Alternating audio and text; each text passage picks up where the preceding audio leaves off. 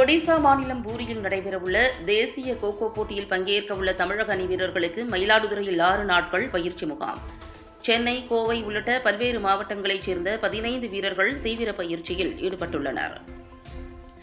57வது தேசிய ஆண்கள் cocoa championship போட்டி ஒடிசா மாநிலம் பூரியில் மார்ச் 31ஆம் தேதி தொடங்கி ஏப்ரல் 4ஆம் தேதி வரை நடைபெறுகிறது.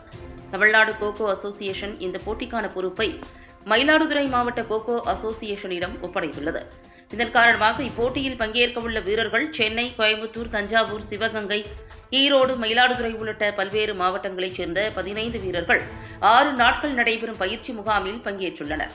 பல்வேறு சர்வதேச போட்டிகள், ஆசிய போட்டிகள், தேசிய போட்டிகளில் வெற்றி பெற்றுள்ள வீரர்கள் பலர் இந்த அணியில் இடம்பெற்றுள்ளனர். இந்நிலையில் போட்டியில் கோப்பை வெல்லும் உறுதியுடன் கோகோ வீரர்கள் காலை, மாலை இருவேளையும் தீவிர பயிற்சியில் ஈடுபட்டுள்ளனர். இந்த வீரர்களுக்கான அடிப்படை வசதிகள் மாவட்ட திமுக விளையாட்டு மேம்பாட்டு அணி மற்றும் RHV ஸ்போர்ட்ஸ் ஃபவுண்டேஷன் சார்பில் செய்து தரப்பட்டுள்ளது. இதையடுத்து தேசிய போட்டியில் பங்கேற்கவுள்ள வீரர்களை மாவட்ட கோகோ அசோசியேஷன் தலைவர் ரஜினி சந்தித்து அவர்களுக்கு வாழ்த்து தெரிவித்து 6 நாள் பயிற்சி முகாமினை தொடங்கி வைத்து பயிற்சியினை பார்வையிட்டார். அனைவருக்கும் வணக்கம். 57வது தேசிய கோகோ விளையாட்டு போட்டி ஒடிசாவில் நடைபெறுது. சீனியரு அதில் தமிழ்நாடு சார்பாக ஒரு கோகோ டீம் விளையாட போகிறாங்க.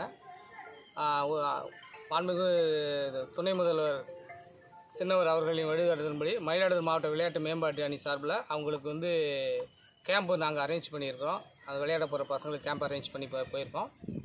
அந்த கேம்ப் இங்கே மயிலாடுதுறை மாவட்டத்தில் நாங்கள் நடத்துகிறோம். இங்கேருந்து நடத்தி 28ஆம் தேதி இங்கேருந்து கேம்புக்கு முடிச்சுட்டு 28ஆம் தேதி இங்கேருந்து ட்ரெயினுக்கு போகிறதுக்கான அரேஞ்ச்மெண்ட்ஸ் எல்லாம் பண்ணியிருக்காங்க. மேலும் இந்த வாய்ப்பை எங்களுக்கு கொடுத்த தமிழ்நாடு கோகோ அசோசியேஷனுக்கு இந்த நேரத்தில் நான் நன்றி சொல்ல கடமைப்பட்டிருக்கோம். மேலும் கோகோவில் ஸ்போர்ட்ஸ் கோட்டாவில் நேஷ்னல் லெவலில் தான், அதாவது சென்ட்ரல் கவர்மெண்ட்டில் தான் போஸ்டிங் கொடுக்குறாங்க. ஸ்டேட் கவர்மெண்ட்டில் போஸ்டிங் இல்லாமல் இருக்குது. அதுக்கு இந்த நிகழ்ச்சியின் மூலம் தமிழ்நாடு அமைச்சருக்கும் தமிழ்நாடு துணை முதலமைச்சருக்கும் மாவட்ட விளையாட்டு மேம்பாடு அணி சார்பில் அவங்களுக்கும் ஸ்டேட் கவர்மெண்ட்டில் போஸ்டிங் கொடுத்துருந்தா நல்லா இருக்கும்னு நினைக்கிறேன். ஏன்னா அந்த நிகழ்ச்சியில் இதில் ஸ்டேட் கவர்மெண்ட் நம்ம தமிழ்நாட்டிலேருந்து கோல்டு மெடல், அதாவது இந்த கோல்டு மெடல் கிடையாது, இன்டர்நேஷ்னல் லெவலில் கலந்துக்கிட்ட ஒரு பிளேயர்ஸ் இதில் இந்த மேட்ச்சுக்கு போகிறாங்க. ஏஷியன் கேமில் பார்ட்டிசிபேட் பண்ண ஒரு பிளேயர்ஸும் போகிறாங்க. இவங்களுக்கு வேலைவாய்ப்புங்கிறது ஸ்டேட் கவர்மெண்ட் இல்லாமல் இருக்குது. இந்த நிகழ்ச்சி மூலமாக ஸ்டேட் கவர்மெண்ட்லேயும் அவங்களுக்கு ஒரு வேலைவாய்ப்பு இருந்தால் நல்லா இருக்கும்னு சொல்லி கேட்டுக்கிறேன். நன்றி, வணக்கம்.